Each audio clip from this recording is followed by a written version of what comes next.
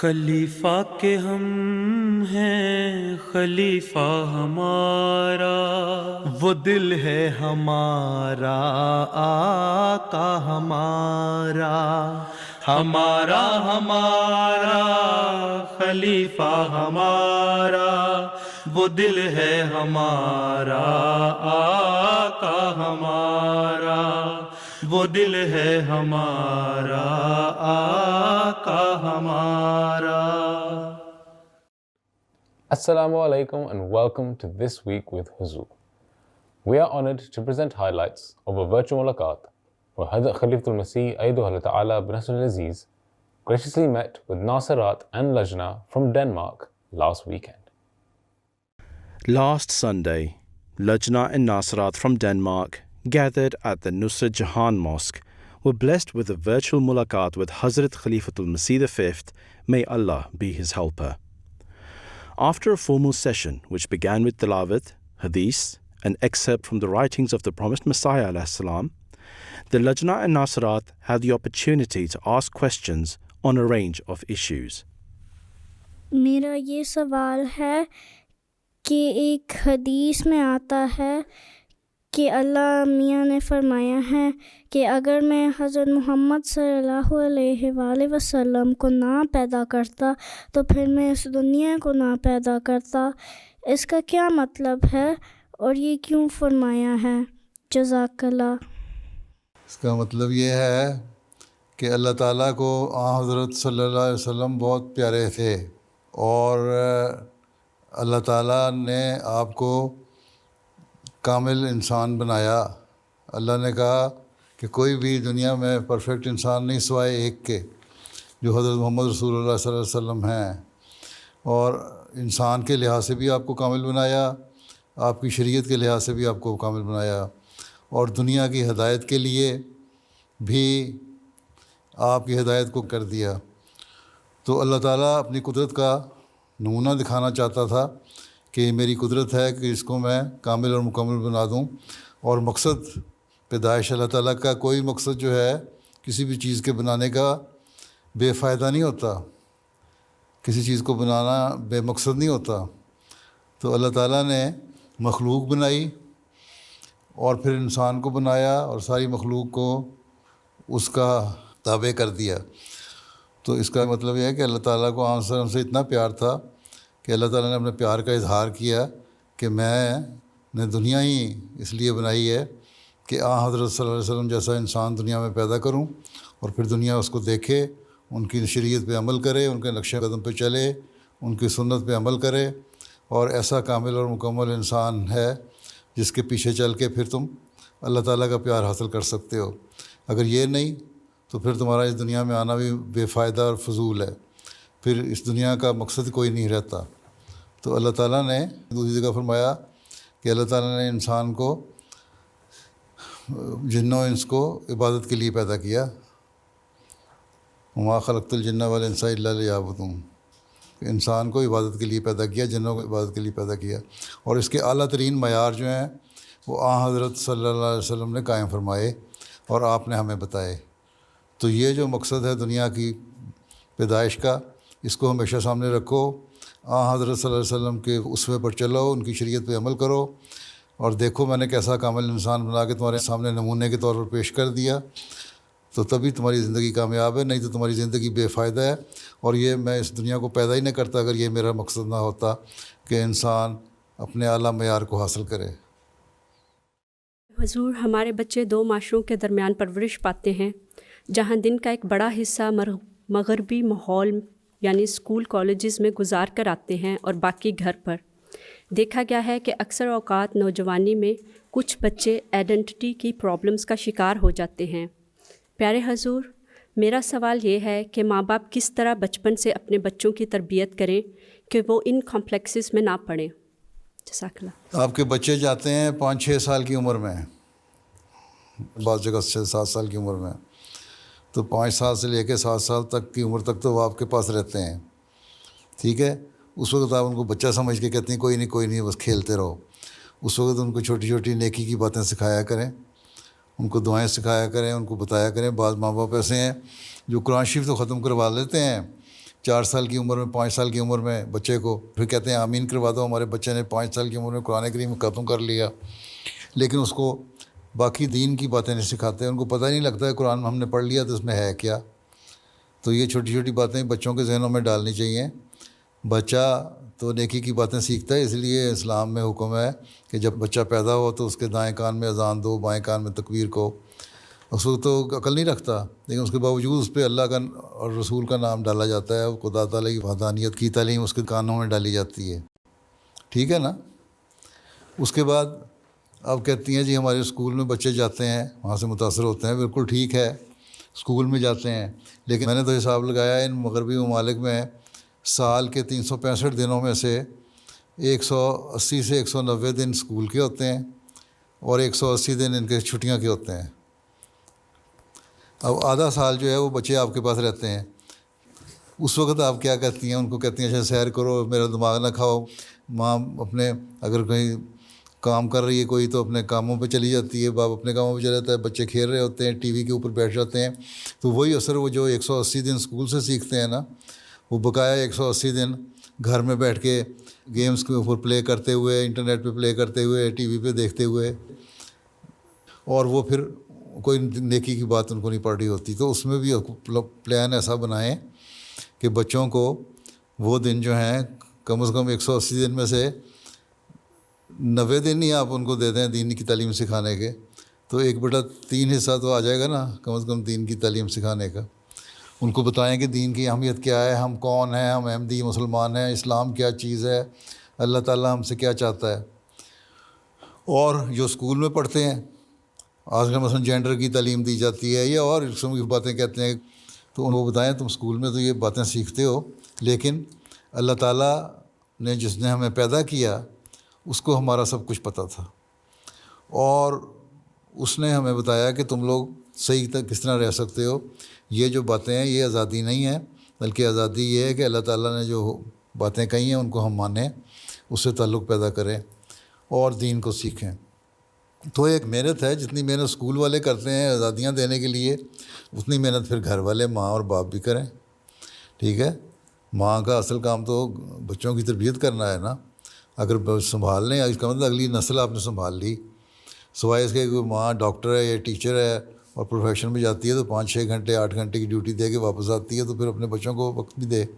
جو دوسری مجبوری کی خاطر کوئی نوکری کر رہی ہے تو اور بات ہے، نہیں تو اس کو ایسی سٹیج میں جب بچوں کی تربیت کا مسئلہ ہو تو اپنے نوکری کو قربانی کرنی چاہیے، ٹھیک ہے۔ اسی طرح باپوں کو بھی ویکینڈ جو ہے بجائے ادھر ادھر گزارنے کے، کام سے واپس آتے ہیں تو اگر وقت ہے ان کے پاس تو 1-2 گھنٹے بچوں کے پاس بیٹھیں دیں، مائیں بھی دیں۔ تو یہ جو دونوں کی ماں باپ کی مشترکہ کوشش ہوگی، اس سے بچے پھر اس ماحول میں سیکھنے کے باوجود بھی ان کے کانوں میں دین کی باتیں بھی پڑتی رہیں گی۔ ماں باپ کو دیکھیں گے نمازیں پڑھ رہے ہیں، قرآن پڑھ رہے ہیں، دعائیں کر رہے ہیں، دین کی باتیں کر رہے ہیں، تو وہ عملی نمونہ بھی سامنے آ جائے گا۔ تو اگر بڑوں کا عملی نمونہ نہیں آئے گا تو بچوں نے کیا سیکھنا ہے؟ اگر بچوں کو آپ نے اسکول میں کھلی چھٹی دے دی اور یہاں بھی اگر کھلی چھٹی دے دیں گے تو اس کا کیا نتیجہ نکلے گا؟ اب یہاں جی بعض جگہ قانون پاس ہو رہے ہیں، اسپین میں بھی ہو گیا کہ بچہ اگر 16 سال کی عمر میں جینڈر اپنا جو مرضی چاہے بدل سکتا ہے۔ تو لوگوں نے سوال اٹھانا شروع کر دیا، شراب پینے کی تم اجازت نہیں دیتے بغیر نگرانی کے 18 سال سے پہلے، اور اس بات پہ تم آزادی دے رہے۔ اس کا مطلب ہے کہ ایک دجالی چال ہے، بہت خطرناک چال ہے، تاکہ دنیا کو دین سے دور کیا جائے اور دہریت کو قائم کیا جائے۔ یہ دہریت کا ایجنڈا ہے جو کام کر رہا ہے، دجال کا ایجنڈا ہے جو کام کر رہا ہے۔ عیسائیت کو لوگ بھول چکے ہیں، مذہب کو لوگ بھول چکے ہیں، ان طرف تو جاتا نہیں۔ ابھی تک جو اعداد و شمار آتے ہیں، جو اسٹیٹسٹکس آتی ہے، اس کے مطابق یہی ہے کہ ابھی تک مذہب پہ عمل کرنے والے صرف مسلمان ہی زیادہ ہیں۔ بلکہ پچھلے دنوں میں تو ایک بندہ جو دہریہ تھا، اس نے لکھا ہے کہ میں مذہب کے خلاف تو ہوں، لیکن یہ مجھے پتہ لگ گیا ہے کہ اگر مذہب کوئی ہے تو اسلام ہی ہے، کیونکہ عیسائیت تو اپنا سب کچھ چھوڑ بیٹھی ہے۔ تو اگر ہم بھی اسی رو میں بہہ گئے اور بچوں کو نہ سکھایا اور اپنے آپ کو صحیح نہ کیا اور اپنی خود تربیت نہ کی اور اپنے نمونے بچوں کے سامنے قائم نہ کیے، تو ہمارے بچے بھی اسی رو میں بیٹھ جائیں گے، پھر اسلام کو بھی کچھ نہیں سمجھیں گے۔ تو یہ تو ہمیں اللہ کا شکر ادا کرنا چاہیے کہ ایک زندہ مذہب ہمارے پاس ہے، اس کی تعلیم ہمارے پاس ہے، اور اس کی تعلیم جو ہے وہ ہر عقل کی بات ہمیں بتاتی ہے، موجودہ زمانے کے لحاظ سے ہمیں ایڈجسٹ کرنا بھی سکھاتی ہے۔ تو پھر بھی اگر ہم اس پہ عمل نہ کریں تو یہ ہماری بدقسمتی ہوگی اور ہم اپنے بچوں کو ضائع کرنے والے ہوں گے۔ اس لیے یہ ساری چیزیں ماں باپ دونوں کو مل بیٹھ کے سوچنی چاہیے اور پلان کرنا چاہیے۔ اور میں وقتاً فوقتاً اس پہ بتاتا بھی رہتا ہوں مختلف وقتوں میں، اس کو سنا کریں، دیکھا کریں۔ پہلے خلفاء نے بتائی ہیں باتیں، ان کو بھی دیکھیں اور سنیں۔ تو یہ چیزیں جو غور سے سیکھنے والی ہوتی ہیں، ہر خطبے کو اگر غور سے سنیں اس میں سبق ہوتی ہیں باتیں۔ MTA کے بعد پروگرام آتے ہیں، اس میں بعض باتیں سبق آموز ہوتی ہیں۔ تو یہ ساری چیزیں دیکھا کریں، اور پھر اصل چیز یہی ہے آپ کا اپنا عمل۔ خود عمل نہیں ہے تو بچوں نے کیا سیکھنا ہے؟ یہ صرف بہانہ ہے۔ جو اسکول میں رہتے ہیں 180 دن آپ کے پاس رہتے ہیں 365 دنوں میں سے، ٹھیک؟ چلو حضور، میں بحیثیت وقف نو آپ کی سلطان نصیر کیسے بن سکتی ہوں؟ حضرت مسیح علیہ السلام کا جو مشن ہے دنیا میں، اللہ تعالیٰ کی وحدانیت کو قائم کرنا، اللہ تعالیٰ کے ایک ثابت کرنا، اور اللہ تعالیٰ کے پیغام کو دنیا میں پہنچانا، اور اسلام کے پیغام کو دنیا میں پہنچانا، اور حضرت صلی اللہ علیہ وسلم کے مقام کو دنیا کو بتانا کہ آپ آخری نبی ہیں اور آخری شریعت ہے آپ کی، ہیں قرآن کریم آخری کتاب ہے۔ اور اسی مشن کو پورا کرنے کے لیے اس زمانے میں اللہ تعالیٰ نے حضرت مسیح موعود کو بھیجا، اور اسی مشن کو پورا کرنے کے لیے حضرت مسیح علیہ السلام کے آگے خلافت کا سلسلہ جاری ہوا، ٹھیک ہے؟ خلیفہ وقت جو ہے وہی کام کرتا ہے جو مسیح موعود علیہ السلام کے سپرد اللہ تعالیٰ نے کیا تھا۔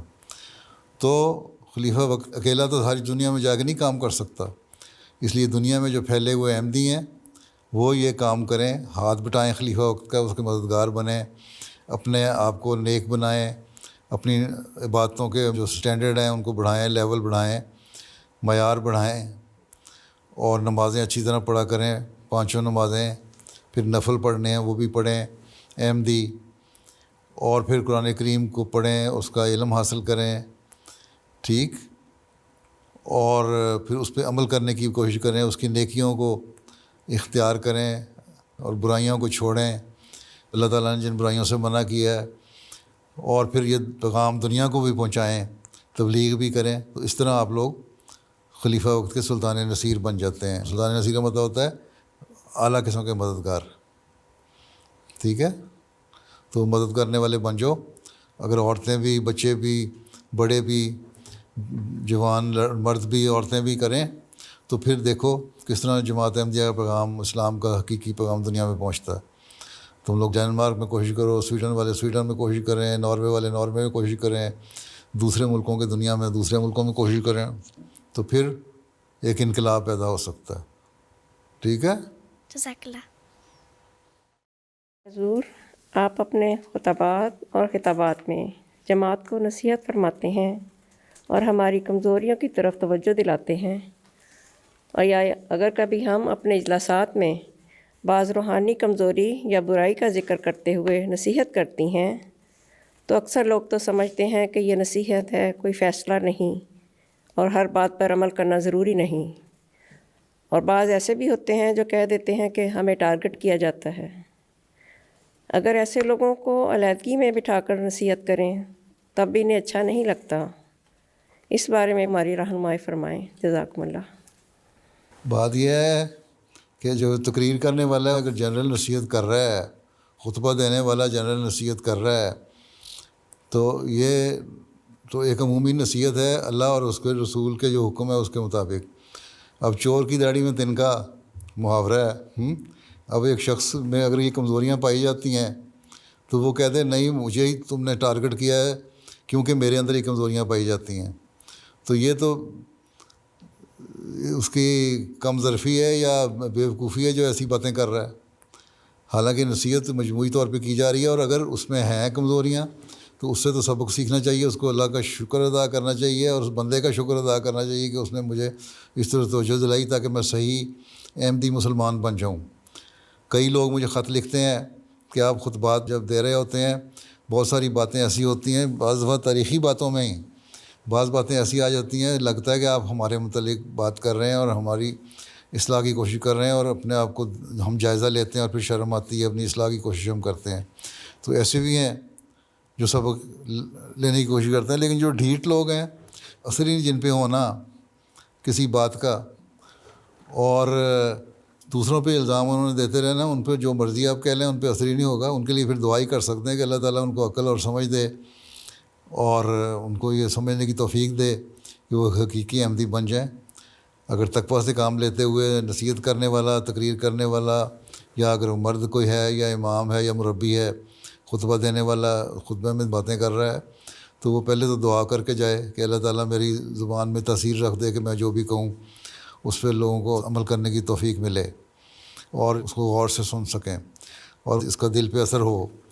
اور پھر بعد میں بھی دعا کرے کہ اللہ تعالیٰ ان کے دلوں پر ان باتوں کا اثر ڈالے اور ہم ایک نیک جماعت بن جائیں، وہ جماعت بن جائیں جو حضرت مسیح علیہ السلام ہمیں بنانا چاہتے تھے. اب حضرت مسیح علیہ السلام نے بے شمار جگہ پہ لکھا ہے، بعض اس زمانے میں بھی باتیں ہو جاتی تھیں، آپ نے بڑی ناراضگی کا اظہار فرمایا. تو یہ کہنا یہ نصیحت ہے. اب نماز قرآن شریف کا حکم ہے. اب لوگ کہتے ہیں کہ جی یہ تو نصیحت کی تھی، یہ ضروری تو نہیں کہ ہم نماز پڑھیں. اللہ تعالیٰ تو کہتا ہے میں نے پیدا ہی انسان کو عبادت کے لیے کیا ہے. اب عبادت کی طرف توجہ دلاؤ تو کہہ دیتے ہیں کہ یہ تو ہمارا اپنا ذاتی معاملہ ہے. اگر اتنا ہی ذاتی معاملہ ہے انسان کا نمازیں پڑھنا یا نہ پڑھنا، تو حضرت صلی اللہ علیہ وسلم نے یہ کیوں فرمایا کہ میرا دل چاہتا ہے جو عشاء کی نماز پہ نہیں آتے ان کے گھر کو جا کے آگ لگا دوں؟ یہ کوئی مقصد ہے نا. نہیں تو آپ تو رحمت للعالمین ہیں، آپ تو نہیں کہہ سکتے ہیں. آپ تو ہر ایک کے لیے رحمت و شفقت ہے کہ جو نمازیں نہیں پڑھتا اس کو سزا دوں. تو یہ چیزیں بتاتی ہیں کہ انسان کو نصیحت کرنا ضروری ہے، اور جن کو نصیحت کی جاتی ہے ان کو بھی ذاتیات پہ نہیں آ جانا چاہیے، بلکہ ان پہ غور کرنا چاہیے، اس کو سمجھنا چاہیے. اور اگر کسی سے اچھے تعلقات ہیں یا پھر اچھے تعلقات بنانے چاہیے عہدیداروں کو بھی، لجنہ کے عہدیداروں کو بھی اور مرد عہدیداروں کو بھی، پھر ان سے ذاتی تعلق پیدا کریں، پھر ان کے گھروں میں جا کے ان کو سمجھائیں کہ ہمارا مقصد کیا ہے. ہم نے حضرت مسیح علیہ السلام کی بیعت کی ہے اس زمانے میں اس لیے کہ اسلام کی حقیقی تعلیم کو اپنے اوپر بھی لاگو کریں اور دنیا میں بھی رائج کریں. اس کے لیے یہی ہے کہ جو کوشش ہے وہ تو ہم نے کرنی ہے. کسی پہ اچھا اثر پڑتا ہے یا نہیں پڑتا ہے اس کی اگر نیت نیک ہے، اللہ تعالیٰ سے دعا بھی مانگیں کہ اللہ میری نیت تو نیک ہے. اگر کسی کے دل میں کوئی غلط قسم کا خیال آتا ہے اس نصیحت کو سن کے، تو اللہ تعالیٰ مجھے بھی معاف فرمائے، اس کو بھی معاف فرمائے اور اس کو عمل کرنے کی توفیق دے اور مجھے بھی عمل کرنے کی توفیق دے ان باتوں پہ. تو یہی ہم کر سکتے ہیں. باقی چھوٹے موٹے شکوے تو بعضوں کو ہوتے ہی ہیں، اس لیے ڈرنے کی ضرورت نہیں ہے. جنہوں نے عہدیدار جو ہیں لجنہ کی، وہ بھی اپنے نیک نیتی سے نصیحت کریں، کام کریں، اور مرد بھی نیک نیتی سے نصیحت کریں اور کام کریں. تو انشاءاللہ تعالیٰ کم از کم اگلی نسل تو بہتر ہو ہی جائے گی. اول تو آپ لوگ خود بھی ہو جائیں گے بہتر سارے. حضور حضرت صلی اللہ علیہ وسلم کی سیرت طیبہ کے مطالعہ سے علم ہوتا ہے کہ حضور صلی اللہ علیہ وسلم اپنے گھر پر عام روزمرہ کے کاموں میں اہل خانہ کا ہاتھ بٹاتے تھے. دیکھا گیا ہے کہ اکثر مرد گھر پر اہل خانہ کی مدد نہیں کرتے. اس بارے میں ہماری رہنمائی فرمائیں. جزاک اللہ. ابھی تک اتنی جو رہنمائی میں تقریروں میں کرتا رہتا ہوں، لجنہ کے جلسوں کی تقریروں میں بھی، اجتماعوں پہ بھی، وہ کافی نہیں ہوتی. جس مرد نے سننا ہی نہیں ہے اس کو میں کیا کہہ سکتا ہوں. جو مرد اللہ کا حکم نہیں مانتا، نمازیں پڑھنے کا، قرآن پڑھنے کا، اللہ رسول کا حکم نہیں مانتا، اس نے میری بات کیا ماننی ہے؟ ٹھیک ہے. میں تو ہمیشہ نصیحتیں کرتا رہتا ہوں اور بتاتا رہتا ہوں کہ حضرت صلی اللہ علیہ وسلم کرتے تھے. آپ کے اسوہ پہ چلنا ضروری ہے. اللہ تعالیٰ نے فرمایا کہ حضرت صلی اللہ علیہ وسلم کے اسوے پہ چلو اگر تم لوگوں نے ترقی کرنی ہے. تو بہت سارے مرد ہیں کرتے ہیں مدد. ابھی میں نے کہا بچوں کی تربیت کے بارے میں بھی کہ اپنے نمونے دونوں کو دکھانے ہوں گے. گھروں کے ماحول کو خوشگوار رکھیں گے تو نمونے قائم رہیں گے نا.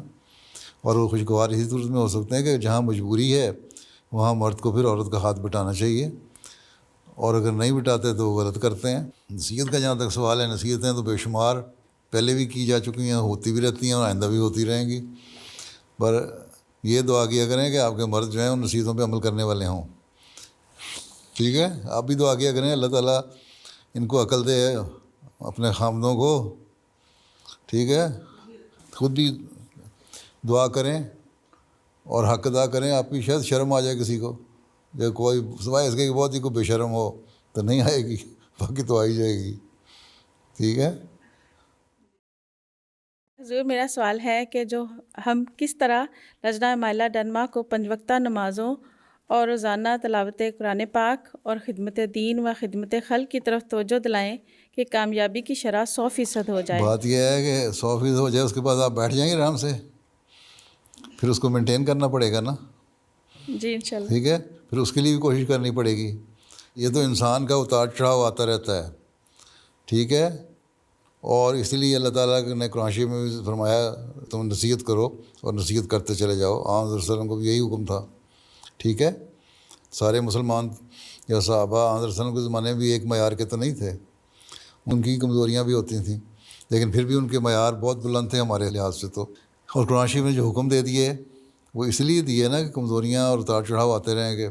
تو ہمارا کام یہ ہے کہ نصیحت کرتے چلے جانا, کوشش کرتے چلے جانا, اور اس کو حاصل کرنے کی ٹارگٹ کو 100% کوشش کرنا. باقی دور ساتھ ساتھ دعا بھی کرنا اللہ تعالیٰ سے.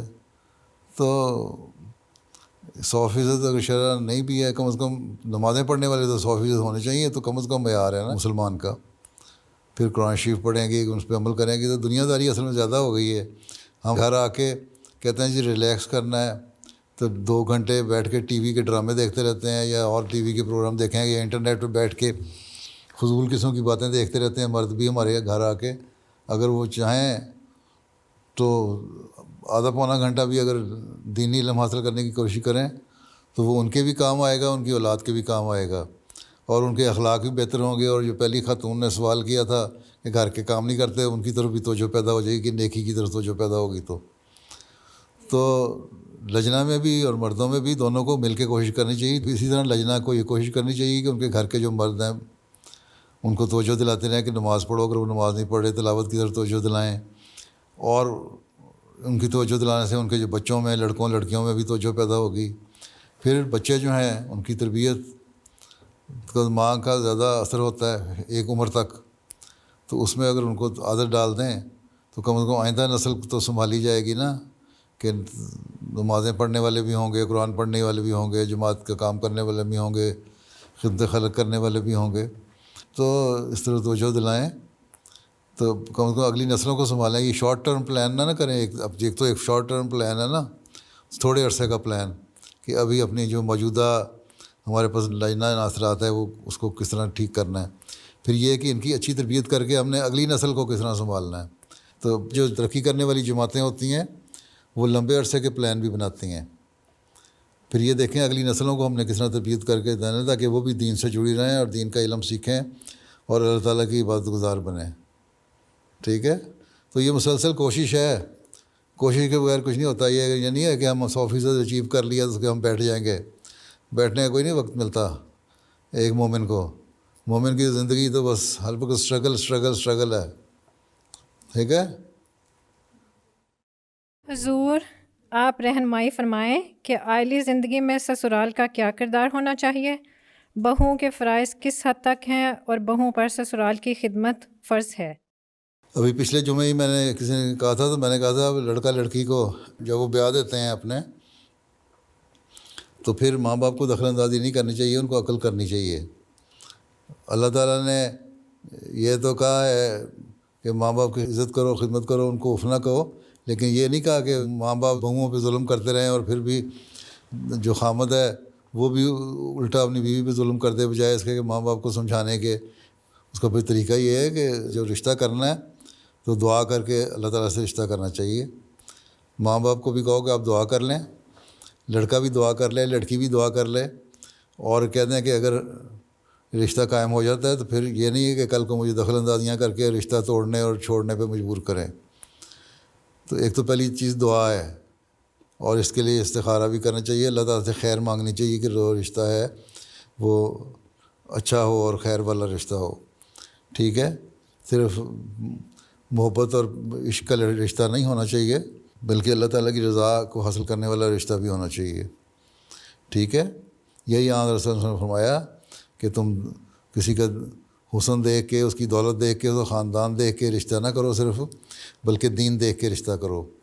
تو عورتوں اور مردوں کو، لڑکوں اور لڑکیوں کو یہ احساس اگر دلا دیں ماں باپ تربیت کے کر کے کہ دین کو دیکھ کے رشتہ کرنا ہے، تو ماں باپ کی اپنی بھی اصلاح ہو جائے گی، اور لڑکے لڑکی جو رشتہ کر رہے ہیں ان کی بھی اصلاح ہو جائے گی، اور وہ اپنے دین کو مقدم کرنے والے ہوں گے. کھڑے ہو کے عہد دہرا دینا ہم دین کو دنیا پہ مقدم رکھیں گے، تو یہ سے کوئی فائدہ کوئی نہیں. اصل تو چیز دے اپنے عمل سے ثابت کرنا ہوگا کہ آپ نے دین کو دنیا پہ مقدم کیا ہے کہ نہیں.